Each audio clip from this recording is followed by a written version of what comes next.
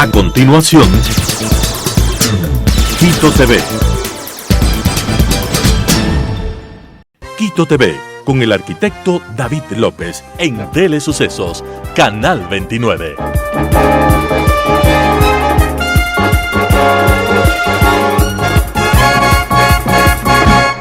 ¿Qué tal, amigos? Buenos días, bienvenidos a este programa Quito TV, programa de entrevistas que lo estamos retomando. Buenos días, buenas tardes, buenas noches, dependiendo del lugar donde nos escuchen además y el tiempo en que nos escuchen a través de la señal de Telesucesos, ya que este programa sale en varias emisiones a lo largo de la semana. Estamos retomando este espacio de entrevistas luego de la pandemia. En la pandemia se cortó, no es nuestra intención hacer programas vía Zoom, que a pesar de que el contenido es bueno, a veces se pierde ese tema de conexión, de tener el contacto incluso físico con el entrevistado. Hay problemas donde no se escucha muy bien, se responde otras cosas, se pregunta diferente, etcétera, etcétera. Tenemos el día de hoy que mejor que retomar este programa con el doctor Hugo Espín, experto en seguridad, decíamos antes de la entrevista. Vamos a hablar de seguridad o de inseguridad. Además es especialista en lo que es derecho penal. Doctor, bienvenido. ¿Cómo está? ¿Cómo ha pasado? Muy bien, muchísimas gracias. Realmente un verdadero honor estar nuevamente por estas pantallas. Bienvenido. ¿A qué se debe esta escalada de violencia? ¿Cuál es su origen? Ayer acaba de pasar en la cárcel del Inca. Además, aquí en Quito no se habían dado hechos, digamos, de la connotación que tuvieron ayer 5 fallecidos. Sigue habiendo esa disputa aparente entre 2, 3, 4, 5, 6 bandas, dicen que son las de organización delictiva, identificadas además con el narcotráfico, con el lavado de activos. ¿Qué es lo que está pasando, doctor? ¿A dónde vamos a llegar si no se toman las medidas correspondientes, necesarias y bien direccionadas además? Bueno, yo creo que este es un caldo de cultivo que se ha venido generando desde aproximadamente una década atrás. Cuando se hizo una política de fronteras abiertas, cuando se pusieron cuotas mínimas de drogas, de porte de drogas, donde se justificaba el porte de las drogas, no necesariamente la calidad de drogadicto como enfermo, sino que se justificaba las tablas mínimas, y esto abrió una puerta al microtráfico. De igual manera se establecieron rutas de macrotráfico que han fortalecido a las estructuras delictivas que hoy están dominando el país. Vemos que los flujos de dinero son enormes. Cuando se habla de un cargamento que la policía notifica casi semanalmente, capturas de 8, de 10, 12, 15 toneladas de drogas, en lo que va del año más de 200 toneladas han sido capturadas. Si nosotros ponemos eso en el precio internacional, cada organización que ha hecho o ha movilizado esta droga ha perdido aproximadamente entre 1.000, 1.400, 1.600 millones de dólares. Suficiente dinero como para poder justificar lo que está sucediendo en el país. Ahora, creo que lo más grave es esta polarización que se ha dado por los grupos violentos que hoy están controlando no solamente las cárceles, sino el territorio en el país en general. El territorio en el país, doctor, eso es grave. Es decir, ya se ha pasado esa línea donde ya no se matan solamente entre ellos, sino ya comienzan a atentar contra la población civil, contra centros de salud, como pasó en Guayaquil la anterior semana, por ejemplo. Sí, efectivamente, y hay control de espacios. Este control de espacios está siendo reivindicado con las agresiones a la presencia del Estado. La presencia del Estado, no solamente la Policía Nacional. Lo que nosotros hemos venido observando, principalmente en lo que es la provincia de Esmeraldas, es que hay zonas donde efectivamente no puede entrar un policía a hacer patrullaje, sino que tiene que entrar todo un operativo para hacer presencia de Estado. Pero cuando entra un policía solo, cuando están los policías solos en las UPC, son acribillados. No nos olvidemos de la UPC de la Guacharaca, que por pintar una pared que tenía murales que hacían alusión al grupo Tiguerones, que domina el sector norte de Esmeraldas, poco tiempo después fueron acribillados a tiros dentro de la UPC, y fue el principio de una ola de agresiones en contra de la policía. Hoy tenemos inclusive panfletos que han sido lanzados donde se pone precio a la vida de los policías y que se expone abiertamente una guerra entre los carteles de la droga y el gobierno del Ecuador. ¿Se puede hablar de un quiebre, de un punto de quiebre con la muerte de Rasquiña en su momento y el aparecimiento de otros liderazgos alrededor y de otros grupos? Yo creo que hay que ir más atrás, ¿no? O sea, Rasquiña al final es un líder de una organización que de alguna manera tenía pactos mafiosos dentro de lo que eran las cárceles y de cómo debía desenvolverse fuera de estas cárceles. Pero hay que ir un poco más atrás, decía, porque hay que ver el origen de la llegada de estos carteles al Ecuador, el tener mafias albanesas, rusas, chinas, colombianas, mexicanas, carteles mexicanos que operan con brazos armados en el Ecuador, deja mucha claridad de que no es un tema que se le puede atribuir a una persona, sino que es la apertura de un sistema que fomentó que el Ecuador, siendo un país que maneja dólares, se convierta primero en un sitio de características únicas para el lavado de dinero y luego también para la exportación de drogas. O sea, existe una permeabilidad tan grande en los puertos y la falta de control de los puertos por las autoridades es tan grande que evidentemente si se capturan 200 toneladas no son más allá del 20 o el 30% de lo que ha salido del país. Estamos hablando de que el país está manejando más de 1000 toneladas de droga al año. 1000 toneladas. Eso es lo que estamos hablando si nosotros cogemos las referencias que pone la misma Policía Nacional. ¿Dónde se produce esta droga, doctor? ¿Se está produciendo aquí? ¿Viene de Colombia?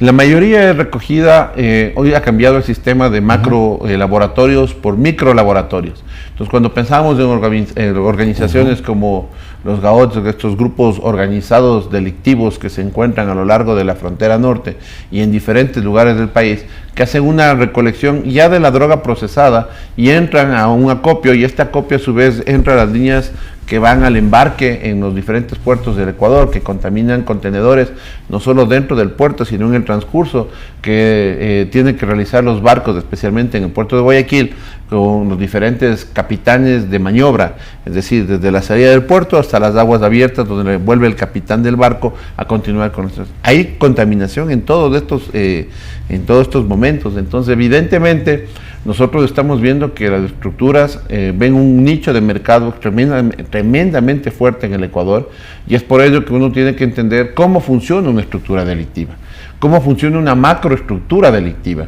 y es una compañía en esencia, es decir, tiene una cabeza que maneja toda la administración y logística. En este caso, ¿esta cabeza dónde está? ¿Aquí en el Ecuador? ¿Está en México? ¿Son los carteles? Son los carteles, y hay que tomar en cuenta una cosa: nosotros cumplimos una primera etapa, que es desde la producción. La producción no genera negocio. La producción genera la droga, la materia básica, para que en realidad el éxito de los carteles es cuando coronan.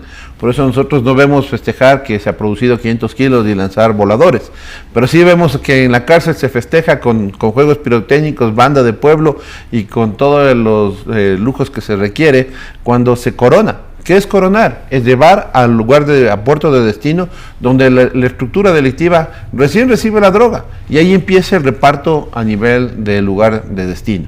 Cuando llega un contenedor contaminado a Bélgica, a Ámsterdam, cuando llegan a Miami, cuando llegan a puertos norteamericanos, a los diferentes puertos norteamericanos, recién ahí empieza la distribución a nivel de todo el país. Entonces nosotros tenemos que entender que nosotros como país somos una pequeña línea dentro de esta gran cadena logística. Por eso hablamos de macro carteles, o sea, carteles de la droga que manejan desde la parte, no necesariamente en el Ecuador, sino internacional, toda esta acción que va desde la producción hasta la distribución en el microtráfico del consumidor. Todo esto genera en las diferentes etapas un rédito, una ganancia a los diferentes niveles. Y lo que tenemos aquí en los carteles, en los grupos organizados, en las pandillas que están operando en el Ecuador, es apenas una pequeña porción del dinero que genera el narcotráfico. Pero simplemente para terminar la idea, tenemos un triángulo: la cabeza, que es la que maneja toda la parte logística; una base financiera, que es la que maneja todo el abastecimiento de los recursos.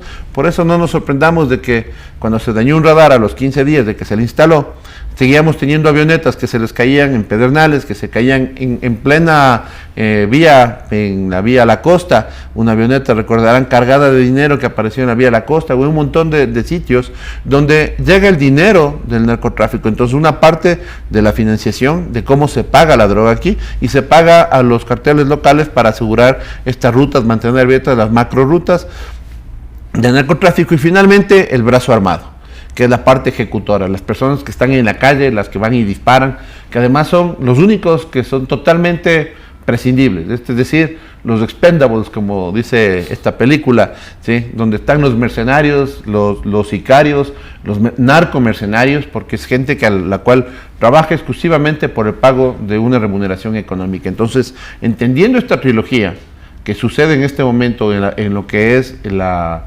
inseguridad que se ha fomentado y que se ha disparado en los últimos días en el Ecuador, tenemos que saber que si rompemos uno de los 3 ejes, se va a romper la estructura, porque la estructura se soporta sobre estos ejes. Si los carteles o si los grupos armados que existen irregulares en el Ecuador, si estos grupos armados no tienen armas, no tienen municiones, es muy difícil que puedan atacar. Si no tienen el dinero para pagar a los sicarios, es muy difícil que se sigan reclutando sicarios todos los días y que se formen escuelas de sicarios. Los sicarios, como su nombre lo indica, responden a la muerte por precio. Si es que no hay el quien pague ese precio, van a suspenderse las muertes. E igualmente, si tenemos la cadena logística, es decir, quien controla la ejecución de todos los movimientos anteriores, evidentemente se van a caer estas estructuras. Normalmente en otros países, México por ejemplo, Estados Unidos, busca siempre a los líderes de las organizaciones, Chapo Guzmán, los hermanos Orejuela, el mismo Pablo Escobar, dan fe de cómo se buscaba ir a la cabeza de la organización. Nosotros no hemos tenido en el Ecuador, después de 10 años de lucha contra el narcotráfico y aproximadamente 1.000 toneladas de droga capturada durante estos 10 años, ¿sí? No hemos tenido una sola estructura capturada en el Ecuador, más allá del famoso Gerard, que no cayó en el Ecuador, cayó en Colombia. ¿Sí? Entonces, ¿qué es lo que está pasando realmente? ¿Hacia dónde se está apuntando el tema de la búsqueda, los objetivos de búsqueda en la lucha contra el narcotráfico? Yo creo que el sistema de policía comunitaria es un sistema que nunca funcionó, que está desbordado y que se le sigue metiendo recursos, ingentes recursos, donde se expone al personal policial, donde se le sobreexplota laboralmente y finalmente los resultados cada día son más pobres, ¿no? Es decir, el sistema o la sensación de inseguridad que se tiene en el Ecuador va creciendo día a día. Si usted le pregunta al ciudadano común si se siente seguro, la respuesta es un categórico no. Pero no es que la policía no está trabajando. Yo creo que la forma en la que se lo está haciendo es un modelo que se creó en la época del presidente Correa, un modelo 100% comunitario que no responde a la necesidad ni a los riesgos que están enfrentando en este momento los policías. Prueba de ello, 61 policías muertos solo en lo que va de este año. Y la mayoría de ellos de policías comunitarias. La gran mayoría policías comunitarios, policías que estuvieron en una posición de prevención, es decir, estaban haciendo punto de martillo lo que se llama la presencia de patrulleros en gasolineras, afuera de las UPCs, en ciertos sitios o dentro de las UPCs, es decir, ninguno de ellos estuvo en una acción reactiva, en un ejercicio directo. Pese a que ha habido incursiones y ha habido heridos y muertos igualmente cuando se han realizado estos allanamientos, es mucho menor el número de personal de las unidades de élite que ha fallecido que lo que es el servicio urbano, que está expuesto totalmente.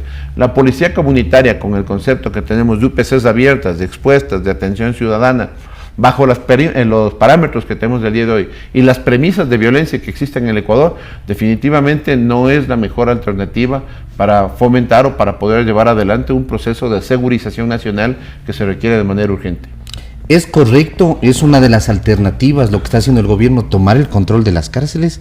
¿O más vale otras alternativas como cortar esa llegada, por ejemplo, de dinero, que es una de las partes? Mientras no hay dinero, usted dice, no hay sicariato, no va a haber el tema de la droga, del microtráfico. El radar ya va a ser un año de lo que se dañó y nadie da razón de qué pasó, ¿no? Sí, pero hay que entender una cosa, ni la base de manta era la panacea de la solución, ni el radar es la panacea de la solución.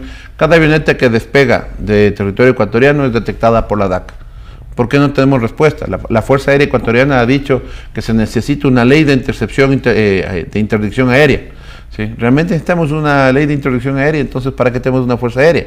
Si es que no puede darnos una garantía sobre la seguridad de los cielos del Ecuador, realmente tenemos un dispendio de dinero, cuando la Fuerza Aérea tiene una razón de ser y que tienen que cumplirse. Las Fuerzas Armadas tienen que cumplir neutralizando esa permeabilidad que tanto se habla de las fronteras, que la gran extensión de territorios, la selva y demás. Sí, pero no vienen en mula la droga desde Colombia hasta los puertos del Ecuador. Llegan por las vías. Entonces, ¿qué es lo que nosotros debemos controlar? Las arterias principales por donde fluye el dinero, el narcotráfico, las armas y las municiones. Entonces, hay una concepción que yo creo que tiene que focalizarse sobre hechos reales, ¿Qué es lo que realmente está sucediendo? ¿Por qué no le preguntamos a los palmicultores de Borbón cómo se sienten en este momento y qué tranquilidad tienen para hacer inversiones o nuevas inversiones en la producción de palma cuando hoy hay cuestionamientos por parte de estos grupos armados? Hay boleteo para que no les permiten sacar la fruta de palma, que es la razón de ser de muchísima gente ahí. ¿Qué alternativas de generación productiva tenemos nosotros en lugares, en ciudades deprimidas como Lago Agrio, mismo Xuxupindi, Borbón, San Lorenzo, donde se han producido eventos violentos? ¿Qué es lo que ha sucedido ahí? ¿Qué es lo que está sucediendo ahí? ¿Por qué no hay una presencia más intensa del gobierno, mejores inversiones, mejor calidad de vida para los ciudadanos? Porque todo esto es el caldo de cultivo para las organizaciones delictivas. ¿Cómo recluto a una persona que como conchero, es decir, recogiendo conchas, a lo largo del día su máximo objetivo es conseguir 10, 15 dólares, ¿sí?, de utilidad, ¿sí?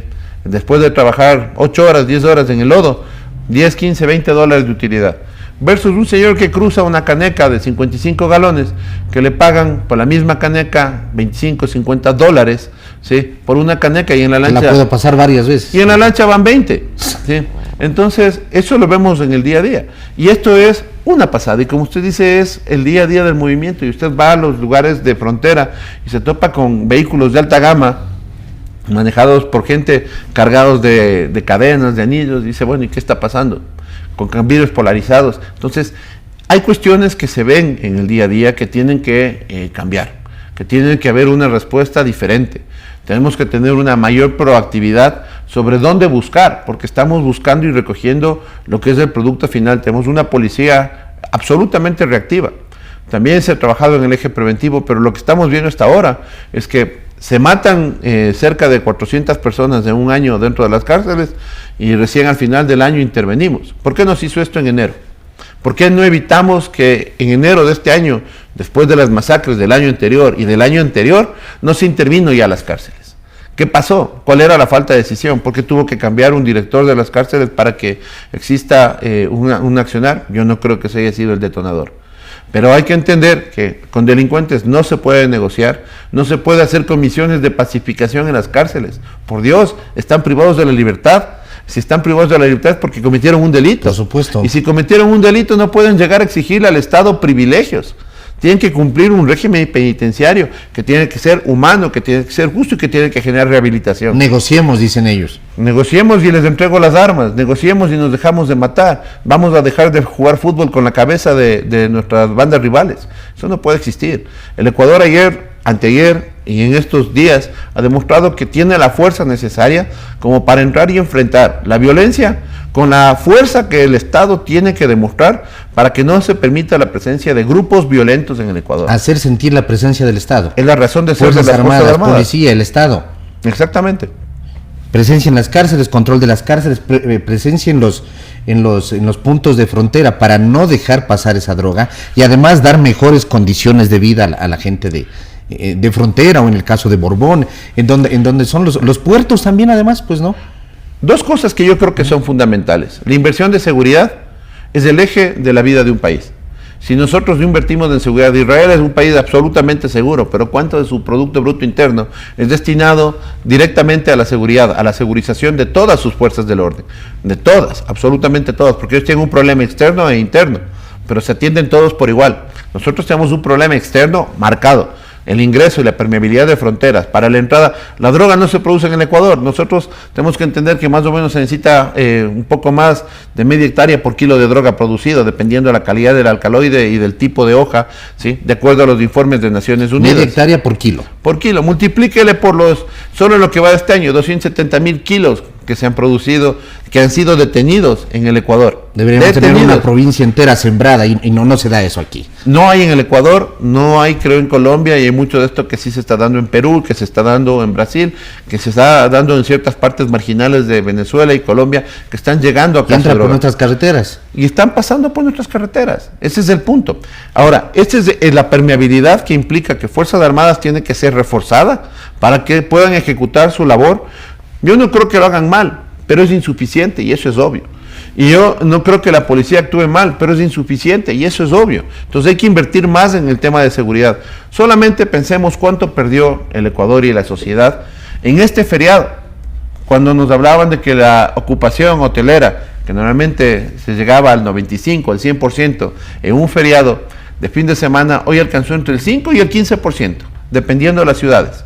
¿Sí? Mientras más al norte, menos ocupación hotelera, porque usted no se juega la vida con su familia. Entonces, obviamente, estos son factores que demuestran que la inseguridad genera improductividad, y la improductividad mata a un país. Ahora, yo finalmente le diría que el mayor problema que nosotros tenemos que entender está dado en que las estructuras de gobierno, no de Estado, de gobierno, ¿sí?, tienen que tener la lucidez suficiente como para mantener programas sostenidos. No podemos tener un cambio de dirección cada cambio de ministro. Solo en lo que va de este gobierno, en 2 y pico de años, tenemos más de 4 ministros. ¿Sí? Titulares, 4. Uno que estuvo interino durante un tiempo, que lo que nos han dicho es, a ver, ¿quiénes son los que están en el ministerio? ¿Qué es lo que van a hacer? ¿Qué es lo que van a decidir? ¿Por qué el ministerio, de acuerdo al COESCOP, que es una de las grandes fallas que tiene, le quita la capacidad operativa a la policía y solamente no solo se direcciona a las políticas de seguridad pública, sino que vemos a los ministros sentados en primera línea, teniendo al lado al comandante general, mientras el ministro explica cuáles son las acciones operativas de la policía? Entonces, desde ahí ya nos dice que algo está mal. ¿Sí? Si nosotros no confiamos en nuestra policía, en nuestros comandantes, en nuestros generales, son gente que se ha formado 30 años luchando contra la delincuencia. Si no confiamos en ellos, estamos en un serio problema en cuanto a inseguridad, porque tenemos que dejar que quienes conocen actúen en los temas de seguridad. Yo no me considero un experto. Tal vez sí he estado de cerca en muchos de los problemas en el país y tal vez la visión como abogado, como penalista, me permite ver ciertos errores o ciertas virtudes en el trabajo que ha realizado la policía. Tuve la oportunidad de haber trabajado como asesor dentro de unos grupos de élite de la Policía Nacional y conocer su trabajo, su sacrificio diario. Y por eso tal vez veo con mucha preocupación cuando estas acciones se convierten en palazos de ciego. Si usted entrega las cárceles hoy día saneadas, limpiadas, liberadas, y 2 días después volvemos a ponerle al mismo sistema de protección y de filtración donde ha seguido llegando todas las armas, municiones y prebendas, ¿no? Celulares, droga, licor. Que es lo mismo que cuando cogen un delincuente la policía. Exacto. ¿No? Llega a la fiscalía, llega a los jueces y son liberados inmediatamente. Entonces, ¿de qué sirve ese trabajo? Y el policía también tiene un alto grado de frustración en ver que se expuso su vida, que arriesgó su carrera cuando efectúa una detención. Una mala detención, inmediatamente relevada por la prensa como un abuso, una violación de derechos humanos. Digo una mala detención cuando el policía, por la adrenalina del momento, puede llegar a golpear o maltratar a un delincuente. Puede darse. ¿Sí? Eso está en la naturaleza humana y por eso la policía tiene sistemas de control disciplinario para evitar las anticonductas que pueden darse. Pero ese puede darse, no queda en nada cuando después de jugarse la vida, haber respetado todos los parámetros y haberle presentado ante un juez, el juez le dice, ¿sabe qué? Y me acaba de pasar esto hace unos días. En una audiencia de formulación de cargos, el alegato fue de que no se podía ingresar con una prisión preventiva y se le daban medidas alternativas en un caso de estafa masiva, por cuanto las cárceles son peligrosas e inseguras. Entonces, cuando uno dice, chuta, si para la cárcel, que es para el delincuente peligrosa e insegura, no cabe la prisión preventiva, ¿cuál es el concepto entonces que tenemos de un sistema de administración de justicia? La administración de justicia es una parte de todo el sistema de seguridad del Estado. Si no hay una buena administración de justicia, si no hay fiscales probos, si no hay jueces probos, si no hay un sistema de depuración de los dos anteriores, ¿sí?, todo lo que se haga en el otro lado, en el sistema de capturas, de detenciones, es absolutamente inoficioso. Si no tenemos un SRI que funcione de la manera diligente con la que va contra usted, contra mí, cuando giramos una factura, pero vemos que los compradores de carros de alta gama, los compradores de casas de alta gama, los que viven en barrios de alta gama, ¿sí?, de pronto no tienen un nivel de control de facturación de dónde viene el origen de sus recursos. Vemos que el Ecuador se ha hablado y se sigue hablando de que es el paraíso para el lavado de dinero. Pero volvemos a ver que las unidades para el lavado de dinero están focalizados en blancos o en objetivos políticos, en personajes de orden público y todo lo demás. Tenemos un crecimiento exponencial de ciertas ciudades que no producen nada o que no producen mucho y que sin embargo tienen un crecimiento exponencial del área inmobiliaria. que es una de las fuentes donde mayor problemática se puede dar en el tema del lavado. Entonces son una serie de factores que uno tiene que entender que tienen que ser analizados de una manera amplia. Por eso cuando hablamos de inseguridad o de seguridad, de segurización, no podemos tomar una sola arista. No podemos echarle la carga de toda la responsabilidad de la seguridad a la Policía Nacional, a las Fuerzas Armadas. Tenemos que entender que ellos hacen una parte del trabajo, pero todas las demás partes del trabajo corresponden a un gobierno estructurado. Hablemos de educación. Hoy están suspendiendo, me parece que 48 colegios del Guayas y de Esmeraldas, las clases presenciales en Santo Domingo. ¿Sí? Se genera el caldo de cultivo, una vez más, necesario para reclutar a los nuevos miembros de las pandillas.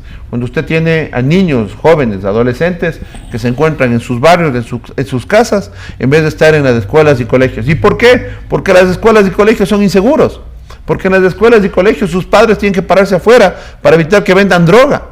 Y lo más increíble, el Ministerio emite una resolución, el Ministerio de Educación emite una resolución diciendo que no puede haber trabajo de prevención ni presencia de la Policía Nacional mientras no salga el plan de la escuela segura. ¿Cuándo implementarán el plan de la escuela segura? Esperemos que en este año. Estamos llenos de pretextos, pero ¿cuándo saldrá el plan?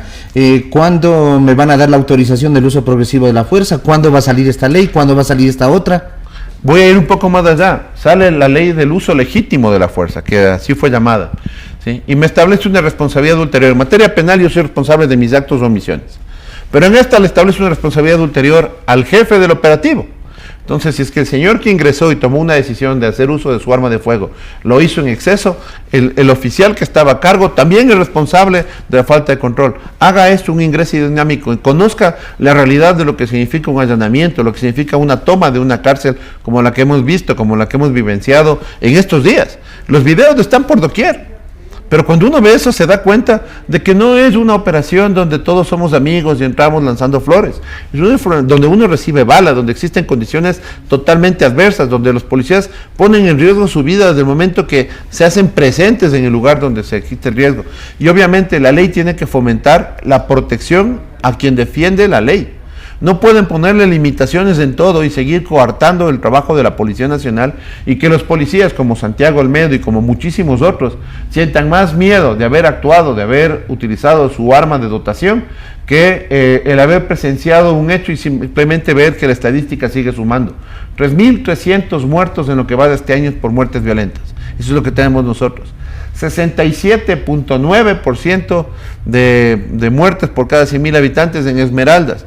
El récord nacional promedio en este momento sobre el 20.6%. Es decir, nos convertimos en uno de los países más violentos de la región, luego de haber tenido un 5.3%. ¿Sí? Y no es falta de control.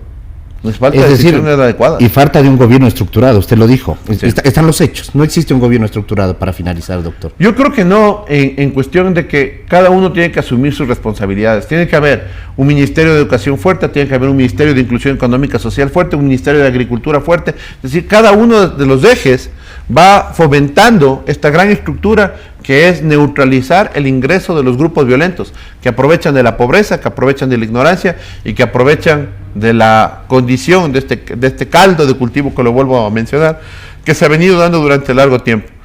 Una política de fronteras abiertas, un desorden en la legislación ecuatoriana y una falta de visión en lo que son las líneas madre sobre las cuales tiene que generarse la seguridad del Estado, no del país como gobierno, sino del Estado como larga data, porque lo que se haga ahora replicará mañana, que es lo que estamos viviendo, lo que se han hecho en los dos gobiernos anteriores lo está viviendo este gobierno. Es decir, condiciones ideales, no para el pueblo, sino para la delincuencia organizada, para el narcotráfico, para el lavado de dinero. Así es.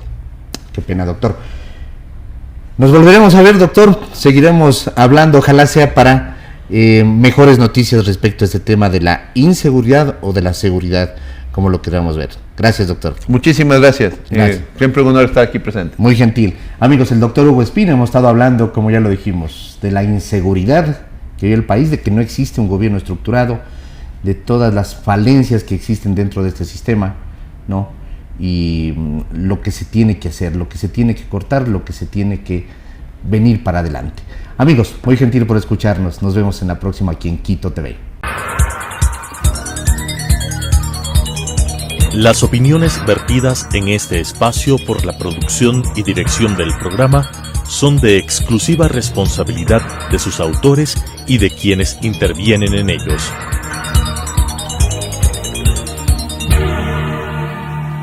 Quito TV, con el arquitecto David López, en Telesucesos, Canal 29.